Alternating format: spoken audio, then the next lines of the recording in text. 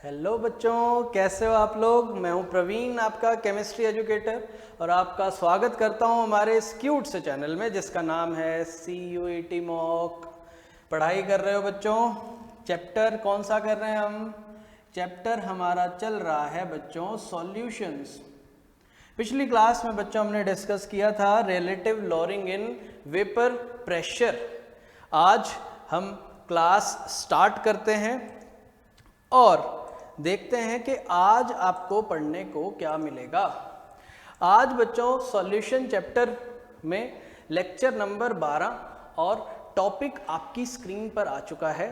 Topic क्या है बच्चों? आज हम ऑसवर्ड एंड वॉकर मेथड के बारे में पढ़ेंगे जो कि यूज होता है relative lowering in vapour pressure को कैलकुलेट करने के लिए। बहुत ही अच्छा टॉपिक होने वाला है और बिना टाइम वेस्ट किए आइए शुरू करते हैं। ये हमारी किताब और किताब का पन्ना मैंने पलट दिया है और आज देखते हैं बच्चों पहले पन्ने में। शुरुआत बच्चों वहीं से होगी जहां मैंने छोड़ा था। 2 सवाल आपको दिए गए थे, सवाल आपकी स्क्रीन पर आ चुका है, सही जवाब आपने निकाल लिया होगा। एक बार सवाल रीड करते हैं, समझते हैं और फिर उसको सॉल्व करेंगे। स्पेशली उनके लिए सॉल्यूशन प्रोवाइड किया जाता है बच्चों जिनको कहीं पर दिक्कत आई और जो सॉल्व नहीं कर पाए, तो उनके लिए हम ज़रूर ये सेक्शन रखते हैं। ठीक, शुरू करें? ओके।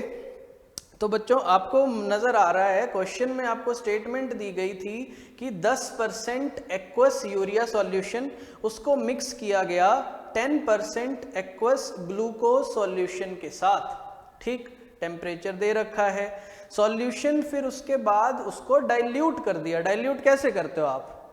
कैसे करते हो साहब? डाइल्यूट करने के लिए वाटर ऐड कर दिया। Okay, now we have to calculate the vapour pressure of resulting solution. कौन सा सॉल्यूशन बेटा? 10% यूरिया, 10% ग्लूकोज और बाकी हमने क्या मिला दिया है? पानी मिलाकर उसको कितना कर दिया? 360 ml। साहब वेपर प्रेशर बेटा दिया हुआ है वाटर का, प्योर वाला P0 गिवन है। 4 ऑप्शन नज़र आ रहे हैं। हमें सॉल्यूशन का वेपर प्रेशर पता करना है। वाटर का दिया हुआ है बच्चों, वाटर माने सॉल्वेंट, तो सॉल्वेंट का वेपर प्रेशर थोड़ा सा कम हो जाएगा। कब? जब नॉन वोलाटाइल सॉल्यूट ऐड होगा तब। यही तो हमने सीखा था बच्चों पिछली क्लास में। तो शुरू करते हैं सवाल, और ये मैं हटा देता हूं ताकि आपको प्रॉपर विजिबल हो चीजें। ठीक, ओके। देखिए अब स्टार्ट कर रहा हूं मैं। सबसे पहले बच्चों क्या गिवन है? क्या गिवन है? P0 ऑफ सॉल्वेंट ए कितना गिवन है? वो 18 mmHg। वैल्यू लिख दी हमने सबसे पहले जो गिवन थी बच्चों। और हमें 10% 10% बच्चों क्या दिया हुआ है? Urea solution by mass, and 10% given है हमें कौन सा? ग्लूकोज सॉल्यूशन, वो भी एक्वस वाला। अब अगर आपको 10% का मतलब पता हो, जब हमने बच्चों सेकंड लेक्चर में सीखा था मास बाय मास का मतलब क्या था? क्या था 10% सॉल्यूशन का मतलब? 10 ग्राम बच्चों यूरिया है और बाकी का 90 ग्राम वाटर। सिमिलरली इसमें 10 ग्राम ग्लूकोज है और बाकी का 90 ग्राम क्या है? फिर 90 ग्राम वाटर। साहब बात समझ में आ रही है? क्लियर? तो इसके अगर आप मोल्स निकालोगे, नंबर ऑफ मोल्स किसके? यूरिया के, गिवन मास 10, मॉलिक्यूलर मास अभी कर लेते हैं कैलकुलेट। इसके जब आप निकालोगे नंबर ऑफ मोल्स किसके? ग्लूकोज के। दोनों सॉल्यूट है ना, दोनों ऐड हो रहे हैं। किस में ऐड हो रहे हैं साहब? पानी में। ठीक, तो ये हमने दोनों सॉल्यूशन मिक्स करने हैं, ये भी सॉल्यूट है वो भी सॉल्यूट है। उसके बाद पानी भी डाल के 360 ml कर देंगे। नंबर ऑफ मोल्स ग्लूकोज के 10 अपॉन में मॉलिक्यूलर मास, दोनों का मॉलिक्यूलर मास यहाँ देखो अलग से निकाल रहा हूँ बच्चों। यूरिया का फॉर्मूला मालूम है? NH2CONH2, NH2CONH2, 2 नाइट्रोजन 14 और 14 28 हो गए, प्लस एक कार्बन बच्चों 12 और एक ऑक्सीजन 16 और 4 हाइड्रोजन, तो 28 12 40, 56 एंड 4 60। ओके, यहाँ पर आ गया 60, 0 से 0 कट गया और 1/6 आ गए नंबर ऑफ मोल्स यूरिया के। ग्लूकोज का बच्चों मॉलिक्यूलर मास पता कर लेते हैं। ग्लूकोज C6H12O6 12 इंटू 6 72, 12 हाइड्रोजन है हमारे पास और 6 हमारे पास ऑक्सीजन है, एक का 16 होता है। इसको ऐड करोगे 180 आएगा। नंबर ऑफ मोल्स ग्लूकोज के भी आ गए। क्या आपके पास बच्चों टोटल मोल्स आ चुके हैं? टोटल मोल्स किसके किसके? सॉल्यूट के साहब। टोटल मोल्स ऑफ सॉल्यूट क्या आ गया? 1/6 प्लस 1/18 एलसीएम लोगे तो बच्चों 18 एलसीएम आ गया। 3 + 1 दिस इज 4/18 एंड सॉल्व करके आता है 2/9 बेटा। नंबर ऑफ मोल सॉल्यूट के आ चुके हैं। क्लियर है बात? ओके ठीक। अब हम देखते हैं कि सॉल्वेंट के कितने मोल। सॉल्वेंट के मोल्स कैसे पता करोगे बेटा? कैसे करोगे पता? देखो यहाँ पर 90 ग्राम पानी है, यहाँ पर 90 ग्राम पानी है और वाटर की डेंसिटी हम 1 लेके चलते हैं और सॉल्यूशन हमने कितना बना दिया? देखो यहाँ पर 360 ml solution is diluted to 360 ml। 90 तो बेटा यही है पानी। 360 करने के लिए आपको 180 ग्राम पानी 1 ग्राम पर ml डेंसिटी वाला और ऐड करना पड़ेगा। तो अगर मैं बात करूं कि मास ऑफ वाटर वो है कितना? 90 तो यही है प्लस 90 ये वाला और 180 कौन सा? जो हम ऐड कर रहे हैं सॉल्यूशन को डाइल्यूट करने के लिए।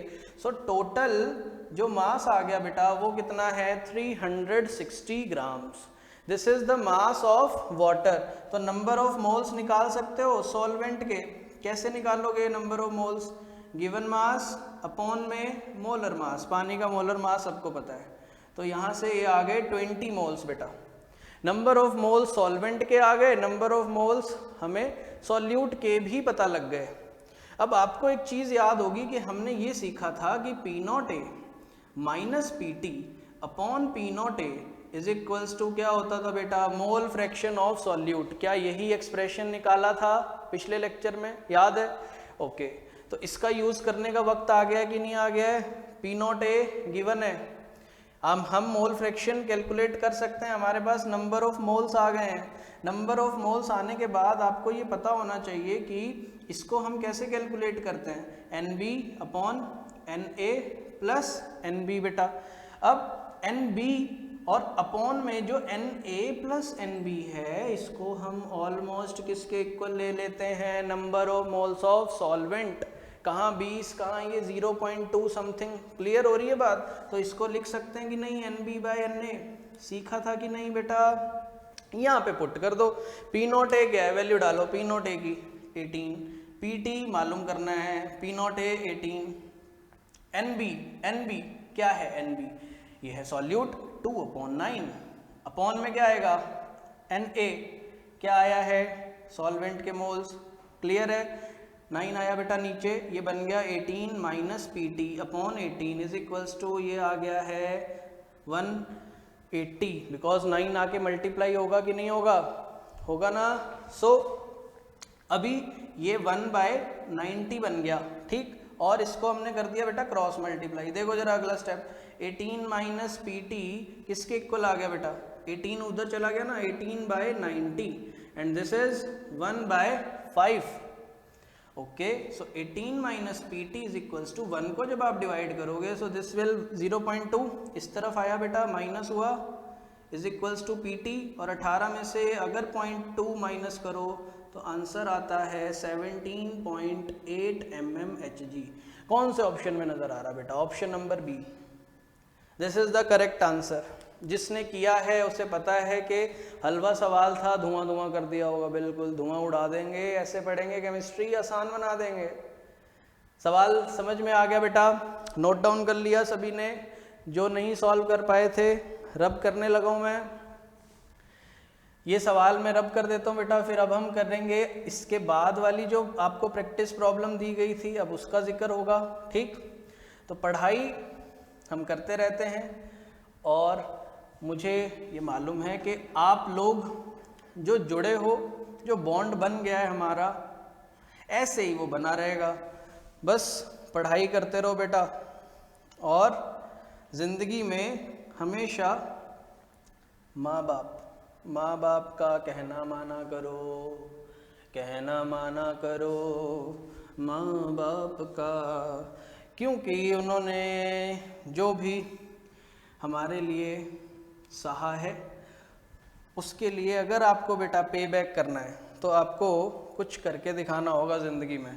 और ज़िंदगी में कुछ करने के लिए मौके कई बार कम मिलते हैं, और जब मौके मिले ना तो उनका भरपूर फ़ायदा उठाना सीखो, ठीक है ना। खैर, ये हुई मोटिवेशनल बातें, ये हो गया हमारा बोर्ड क्लीन। और बेटा अब हम चलते हैं हमारी अगली प्रैक्टिस प्रॉब्लम की तरफ। किताब का पन्ना पलटता हूँ मैं। नेक्स्ट प्रैक्टिस प्रॉब्लम बेटा आपकी स्क्रीन पर अब आ चुकी है। We have to calculate the mass of a non volatile solute. Okay, we have to calculate mass of non volatile solute, और उसका मोलर मास दिया हुआ है बेटा। उस नॉन वोलेटाइल सॉल्यूट का हमें मोलर मास दिया हुआ है जिसको ऐड किया गया 78 ग्राम्स बेंजीन में, ताकि वेपर प्रेशर रिड्यूस होकर कितना रह गया 60%। कितना रह गया बेटा 60%। ठीक, करें सवाल। 4 ऑप्शन है, जिन्होंने कर लिया शाबाशी के हकदार हो बेटा, आपके लिए क्लैपिंग। जो नहीं कर पाए उनको अब समझना बहुत ज़रूरी है। समझिए सवाल को। हमें सवाल में क्या दिया हुआ है, हमें सवाल में दिया हुआ है कि 78 ग्राम बेंजीन था और उसका वेपर प्रेशर कम हो गया। कब? जब एक नॉन वोलेटाइल सॉल्यूट को ऐड किया गया। अब वेपर प्रेशर कम हुआ तो पहले मान तो लो बेटा, मान तो लो ए कौन है? बेंजीन, जिसमें डिसॉल्व हो रहा है। This is for benzene. हम मान लेते हैं कि प्रेशर उसका प्योर स्टेट में x था। ठीक ठीक। जब हमने नॉन वोलेटाइल सॉल्यूट ऐड किया, ठीक है, जब हमने नॉन वोलेटाइल सॉल्यूट ऐड किया तो वो बन गया सॉल्यूशन, और वो रिड्यूस होके इसका 60% रह गया, 60% of x। So this will become 0.6x। क्या ये बात समझ में आ गई? सॉल्यूशन का वेपर प्रेशर क्या हो गया? कम हो गया, क्योंकि बेटा नॉन वोलेटाइल सॉल्यूट ऐड हुआ है। सो P0A और PT हमें पता है। अब मैं relative lowering in vapour pressure का अगर फॉर्मूला आपको याद दिलाऊं, अभी हमने क्वेश्चन किया है, क्या यही फॉर्मूला था? इज इक्वल्स टू क्या आता था बेटा? क्या था? याद करो, मोल फ्रैक्शन ऑफ सॉल्यूट। और इसको मैंने क्या लिखा था? NB/NA, बिकॉज जो डिनोमिनेटर था ऑलमोस्ट NA के इक्वल। इस तरफ वैल्यूज पुट कर दूं मैं। P0A को हम x डाल देंगे, PT को 0.6x डाल दिया बेटा, अपॉन में P0A को भी x। अभी NB और NA पता करना बेटा, राइट हैंड साइड पे हमें, ठीक है ना, NB और NA। अब NB तो हमारा सॉल्यूट के मोल्स हैं, और सॉल्यूट का कितना वेट ऐड किया ये तो पता ही नहीं ना, तो गिवन मास तो हमें मालूम ही नहीं है। ए ले लो उसे, ए ले लिया। मोलर मास मालूम है क्या? बिल्कुल मालूम है। कितना है? 60। NB की वैल्यू आ गई। ठीक है बेटा, जब हमें सॉल्वेंट के नंबर ऑफ मोल्स पता करने थे साहब, तो हमने देखा कि कितना सॉल्वेंट दिया, कितना सॉल्वेंट दिया 78 ग्राम। ओके, और सॉल्वेंट है क्या बेटा? बेंजीन। अब बेंजीन का फॉर्मूला होता है C6H6, तो 12 × 6 72 + 6, इसका तो मॉलिक्यूलर मास भी यही आया। तो Na कितना आ गया बेटा? Na आ गया है 1। पुट कर दो वैल्यूज यहाँ पर। NB की जगह मैं क्या डाल दूंगा? A/60, अपॉन में 1 है, खत्म। इस तरफ x में से 0.6x गया, क्या बचा? 0.4x, अपॉन में बेटा x है, x ने x को भी मार दिया। ठीक, बचा क्या है? क्रॉस मल्टीप्लाई करो, ये क्या है? 4/10 × 60 इज इक्वल्स टू A। 0 ने 0 मारा, A की वैल्यू आई 6 × 4 कितना आया बेटा? 24 ग्राम। कौन सा ऑप्शन है? First option, option number A is the correct answer. हलवा सवाल समझ में आ गए? Relative lowering in vapour pressure के भी न्यूमेरिकल्स बेटा अच्छे से क्लियर हुआ? नोट डाउन कर लिया? रब कर दूं? ठीक है, तो अब आपको ये पता लग गया है कि relative lowering in vapour pressure में किस तरह के कंसेप्ट के बेसिस पर क्वेश्चंस आ सकते हैं। ठीक है ना बेटा? और अब हम डिस्कस करेंगे हमारा आज का topic Oswald and Walker method, कि इसने, इन जो 2 साइंटिस्ट थे, इन्होंने क्या मेथड दिया किसको कैलकुलेट करने का बेटा? Relative lowering in vapour pressure. ठीक, चलिए स्टार्ट करते हैं। क्या आपको लग रहा है थोड़ा सा यहाँ पे बोर्ड गंदा है? ठीक है, मैं साफ कर देता हूँ। साफ करने में मज़ा आता है। और हमेशा ध्यान रखना एक चीज़ कि जो साफ सफाई वाले होते हैं, जो कूड़ा कचरा उठाने वाले होते हैं, उनके साथ बर्ताव अच्छा किया करो। ठीक, साफ सफाई वही कर रहे हैं, कचरे वाले हम लोग हैं, वो लोग साफ सफाई करने वाले हैं। खैर आगे चलते हैं और हमारा आज का टॉपिक ऑसवर्ल्ड वॉकर मेथड, इसको डिस्कस करते हैं बेटा। सबसे पहली बात जो आपको पता होना चाहिए कि Oswald and Walker method, it is the arrangement, क्या कैलकुलेट करने के लिए? Relative lowering in vapour pressure. पिछली क्लास में जो हमने जाना था कि relative lowering in vapour pressure क्या होता है, थोड़ा सा मैं आपको रिकैप करवा देता हूँ। 2 मिनट का मुझे वक्त दो। हमने बेटा देखा था कि एक हमने क्लोज्ड वेसल लिया और इसमें सिर्फ और सिर्फ हमने सॉल्वेंट के मॉलिक्यूल्स लिए, प्योर सॉल्वेंट बेटा। इसको हमने हीट किया और ये सॉल्वेंट कैसा है हमारा? ये है हमारा वोलाटाइल सॉल्वेंट, यानी कि इजीली वेपर फेज में जाना चाहते हैं इसके मॉलिक्यूल्स। ठीक है बेटा, बात समझ में आ रही है? अच्छा, इसके वेपर्स बन गए, उन्होंने प्रेशर एक्सर्ट किया, वो क्या है? P0A। इतनी बात समझ में आ गई? ठीक, अच्छा, जब हमने इसमें क्या ऐड कर दिए? इसमें हमने बेटा ऐड कर दिए नॉन वोलेटाइल सॉल्यूट के कुछ पार्टिकल्स। हमने ऐड कर दिए। सॉल्वेंट हमारा वही है। तो अब वेपर प्रेशर क्या हो गया था बेटा? कम हो गया था। क्यों? क्योंकि नॉन वोलेटाइल सॉल्यूट के पार्टिकल्स हीटिंग करने के बाद वो वेपर फेज में गए ही नहीं। तो ये जो अब वेपर प्रेशर आया वो क्या था बेटा? सॉल्यूशन का वेपर प्रेशर। ठीक, इतनी बात हमने सीखी थी।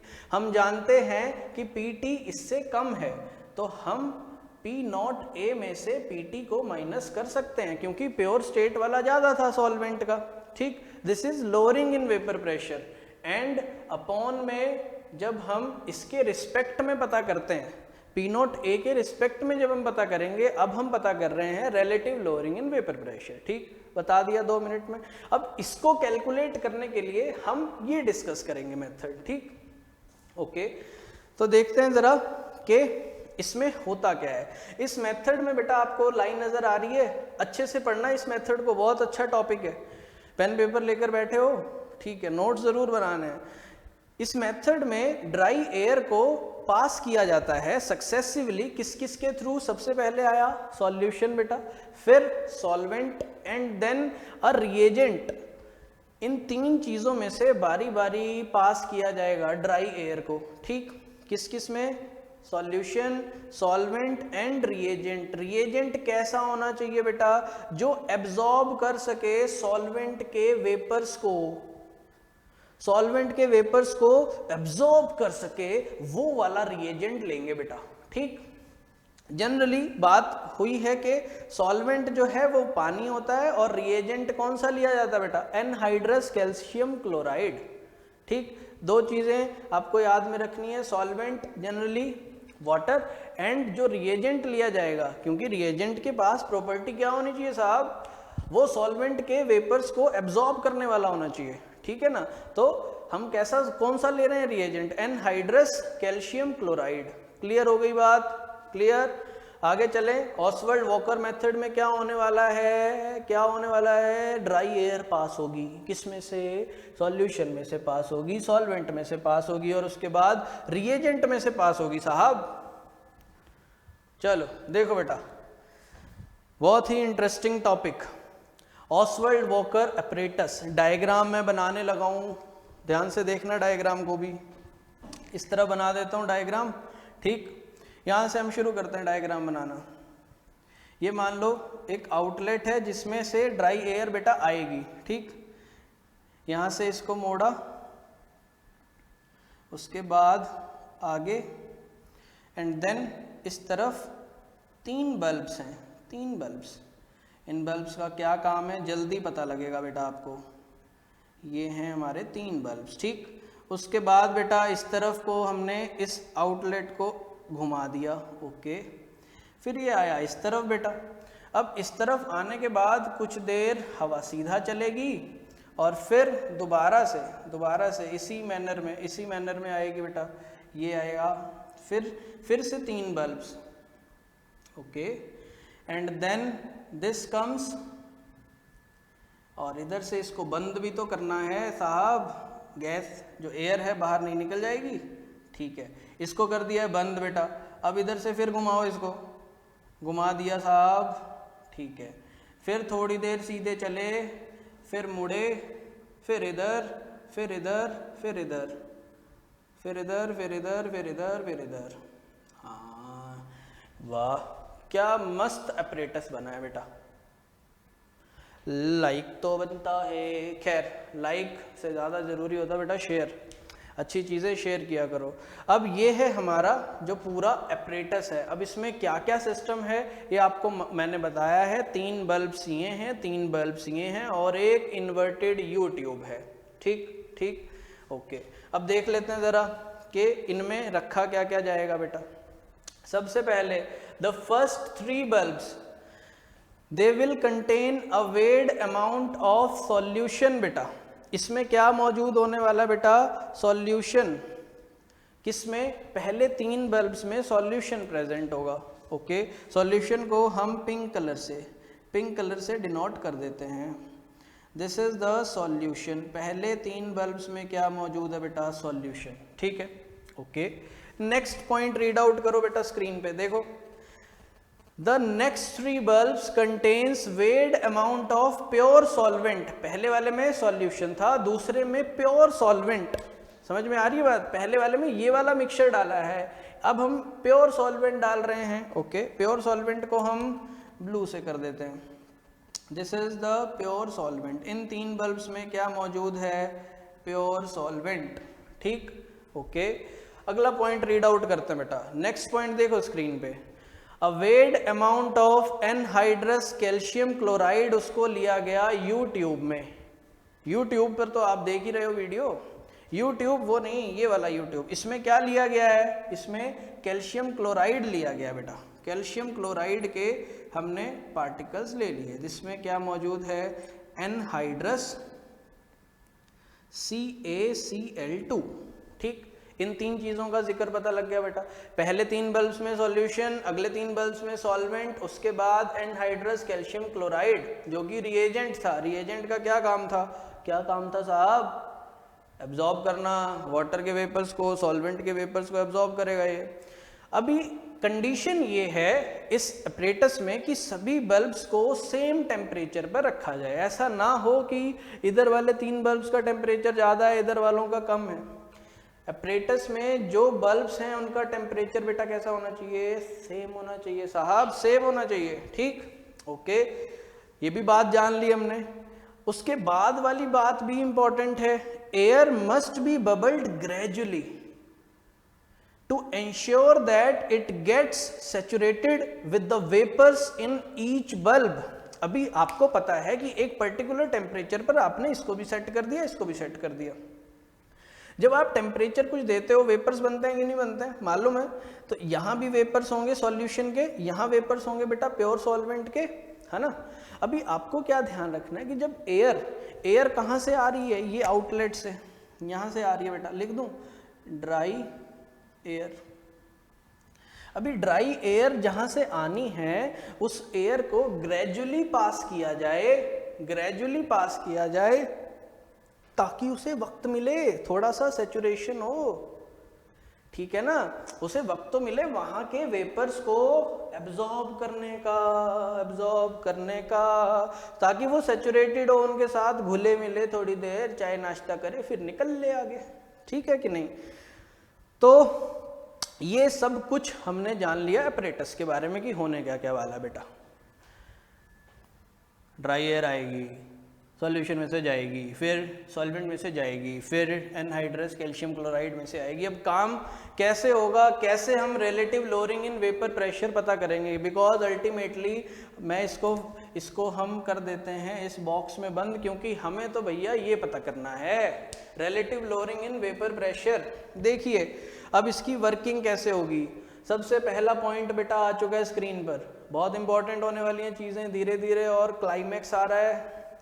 खैर ड्राई एयर जब पास होगी बेटा सॉल्यूशन में से तो वो क्या करेगी, it takes up the amount of vapour, वो सॉल्यूशन के वेपर्स क्या कर लेगी, उठा लेगी, और वो वेपर किसके प्रोपोर्शनल होंगे, vapour pressure of solution at that prevailing temperature. जो टेम्परेचर आपने दे दिया इन तीन बल्ब को, इन तीन बल्ब को टेम्परेचर कुछ दे दिया, उस टाइम पे जो वेपर प्रेशर है उन वेपर्स को, क्योंकि वेपर प्रेशर कौन एक्सर्ट कर रहा है बेटा, वेपर्स, तो सॉल्यूशन के वेपर्स को एब्जॉर्ब किसने कर लिया, ड्राई एयर ने। ठीक, तो जब यहाँ के वेपर्स चले गए बेटा, जब यहाँ के वेपर्स चले गए तो यहाँ का कुछ मास कम नहीं हुआ, तो जो लॉस हुआ है, जो लॉस हुआ है किसमें, मास ऑफ सॉल्यूशन में, loss in mass of solution किसके डायरेक्टली प्रोपोर्शनल है, वो वेपर प्रेशर ऑफ सॉल्यूशन बेटा।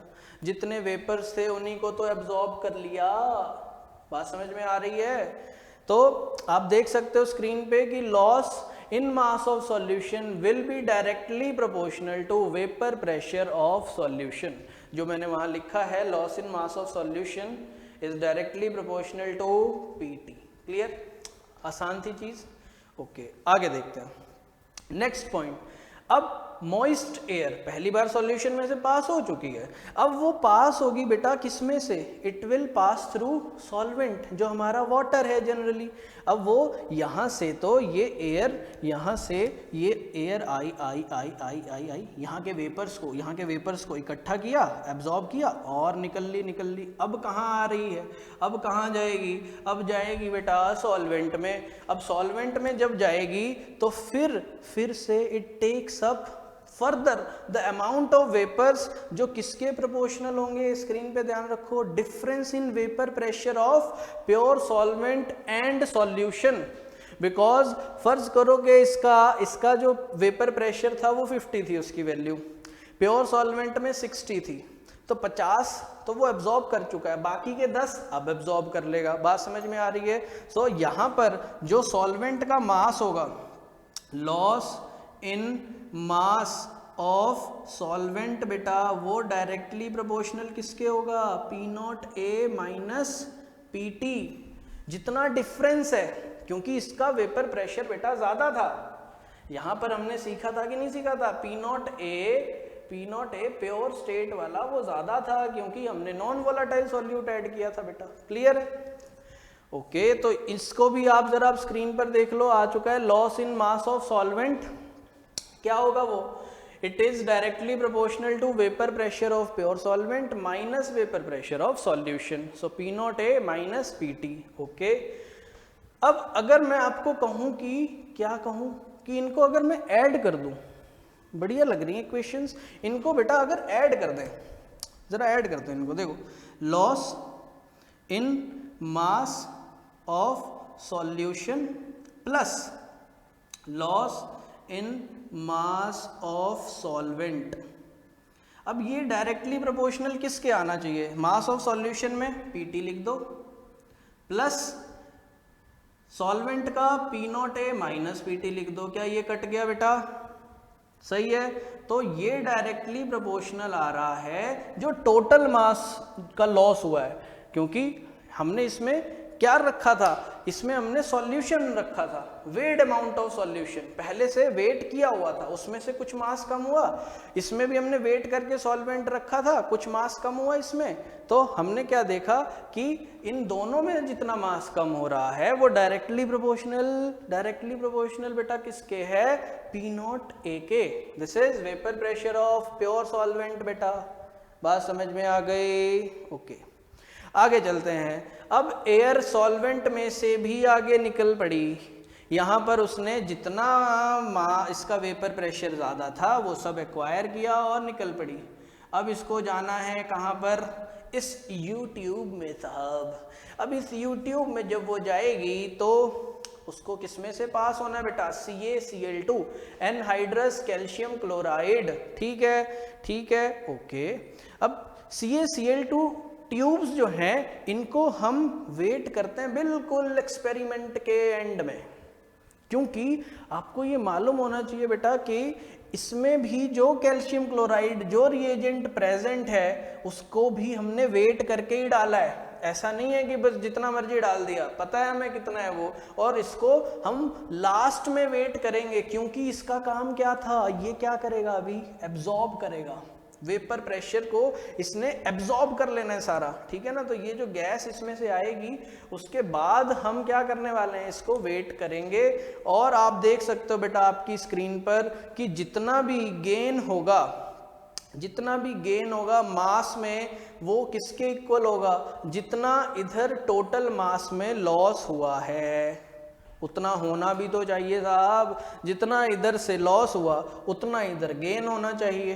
ठीक, and which is directly proportional to P0A, क्योंकि उसका काम क्या था, वेपर्स एब्जॉर्ब करना। किसके साहब, किसके वेपर्स एब्जॉर्ब करना, वेपर्स एब्जॉर्ब करना सॉल्वेंट के, और सॉल्वेंट के वेपर्स यानी कि P0A की बात हो रही है। ठीक है ना, तो अल्टीमेटली इसका वेट बढ़ना चाहिए, कितना बढ़ना चाहिए, जितना इधर से कम हुआ है, क्योंकि ये जो कम हुआ है वो भी इसी के प्रोपोर्शनल है। बात समझ में आ रही है। फॉर्मूला देखो, formula loss in the mass of solvent, loss in the mass of solvent, क्या ये बेटा हमारा न्यूमरेटर है, loss in mass of solvent, बात समझ में आई।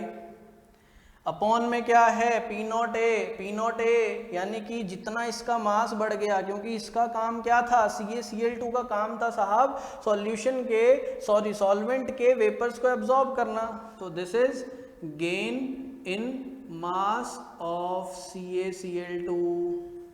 मिल गया कि नहीं, यस आप कहोगे यस सर, हम अब पता कर सकते हैं ऑसवर्ल्ड वॉकर मेथड से relative lowering in vapour pressure.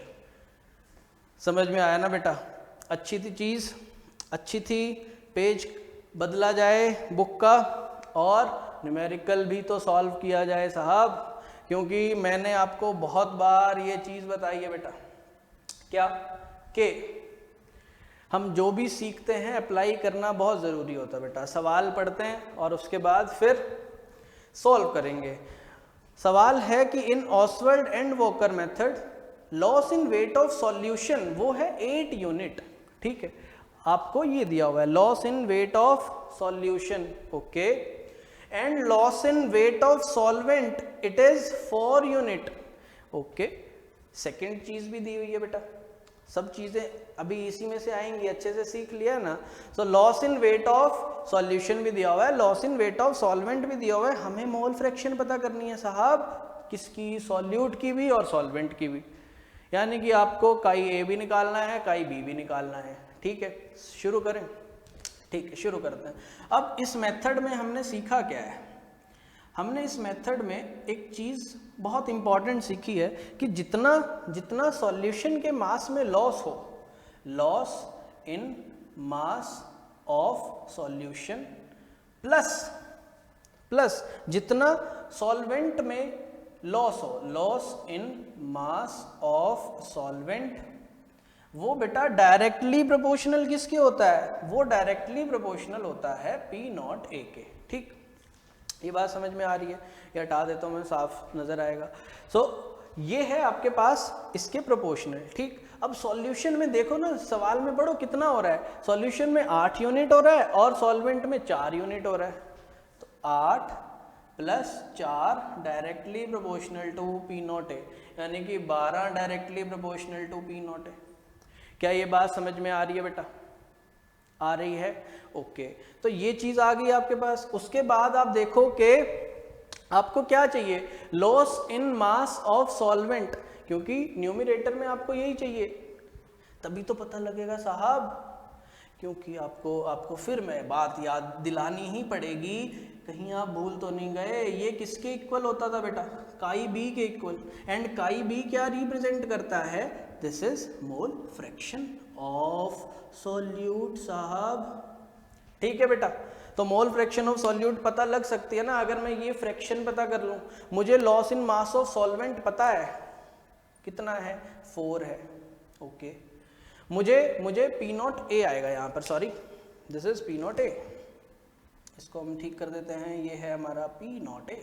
Okay, तो क्या पी नॉट ए आ चुका है? आप बोलो आ चुका है साहब। सो 4 1 जा 4, 4 3 जा 12, हमारे पास बेटा काई बी की वैल्यू आ गई। अगर काई बी आ गया, मोल फ्रैक्शन ऑफ सॉल्यूट आ गया, तो सॉल्वेंट भी आ गया बेटा 2/3। किस ऑप्शन में नजर आ रहा है ये? 1/3 और 2/3, 1/3 2/3, ऑप्शन नंबर सी सही है। न्यूमेरिकल भी समझ में आ गया ना बेटा। बहुत ही इम्पॉर्टेंट होता है चीज़ों को समझना। हमने क्या किया, जो हमें वैल्यूज़ गिवन थी उनकी मदद ले ली, उनकी हेल्प ली, पी नॉट ए की वैल्यू निकाल ली बेटा, और P naught A minus P T हमें मिल गया जो सॉल्वेंट में मास कम हो रहा था, रेशियो निकाल ली। बहुत इजी सवाल बेटा, बिल्कुल हलवा सवाल। चलिए इसको मैं करता हूँ रब और चलते हैं हम आगे। आज की क्लास में आपको मज़ा तो आता है, और देखो जो ईमानदार होते हैं उनको तो ज़रूर आता होगा, क्योंकि अच्छी अच्छी चीज़ें सीखने को मिलती हैं, अच्छी अच्छी चीज़ें, हाँ अच्छी अच्छी चीज़ें सीखने को मिलती हैं। केमिस्ट्री क्लास में ठीक, रब हो गया। मन मानता नहीं है, मन मानता नहीं है मेरा मन मन मन मन मन मन। खैर आगे चलते हैं बेटा, और इस पन्ने पर मौजूद हैं प्रैक्टिस प्रॉब्लम्स, वो सेक्शन जिसमें फिर मैं आपको याद दिला दूं, आपको पूरा मौका मिलता है जलवा दिखाने का। तो बेटा आज के सवाल आपकी स्क्रीन पर आ चुके हैं। पहला सवाल है जिसमें आपको करेक्ट ऑप्शन चुनना है। एजर्शन और रीजन स्टेटमेंट गिवन है, 4 ऑप्शंस आपके सामने हैं, ज़रूर सॉल्व करना, आपको इसमें जवाब मिलेगा। अगर लेक्चर देखा है तो ज़रूर मिलेगा। और उसके बाद सेकंड आपको न्यूमेरिकल गिवन है बेटा, वही उसी कंसेप्ट के बेसिस पर न्यूमेरिकल है जो अभी हम करके हटे हैं। ठीक, तो ये आपके आज के हैं बेटा 2 सवाल। क्या बात समझ में आई? ठीक, तो ये सवाल ज़रूर ट्राई करना। अगर ना हो, ईमानदारी से ट्राई करने के बाद अगर ना हो तो अगली क्लास में आ जाना, सबसे पहले ये डिस्कस करेंगे। ठीक, अगला पन्ना आज का, और समय ने दी है इजाज़त कि आप अभी निकलो। तो बच्चों अच्छा लगा आपको आज की क्लास में पढ़ाकर, आई होप आपको भी मज़ा आया होगा। तो आपको क्या करना है पता है, वीडियो को आगे शेयर करना है अपने दोस्तों के साथ। काम जो प्यारा सा अच्छा सा बिल्कुल नया ताज़ा, उसको शेयर ज़रूर करना है। ठीक, लाइक करो, शेयर करो, और अगर चैनल पर नए हो तो अभी के अभी बेटा सब्सक्राइब कर लो चैनल को। इंस्टाग्राम लिंक आपको डिस्क्रिप्शन में मिलेगा, पेज को फॉलो ज़रूर कर लो बेटा, ठीक है ना, ताकि वहाँ भी ऐसे ही बढ़िया बढ़िया सवाल मिलते रहते हैं। कमेंट्स में आंसर किया करो वहाँ पर भी बेटा। इंस्टाग्राम चलाते हो तो वो भी अच्छे यूज़ के लिए चलाओ ना, बात समझ में आ रही है? तो अभी करते बेटा क्लास को ख़त्म, अब हम मिलेंगे अगली क्लास में, और तब तक ख्याल रखो अपना, पढ़ाई करते रहो, और सॉल्यूशन चैप्टर जो है बिल्कुल धुआं कर देंगे। ठीक है बेटा, मिलेंगे अब क्लास में, बाय।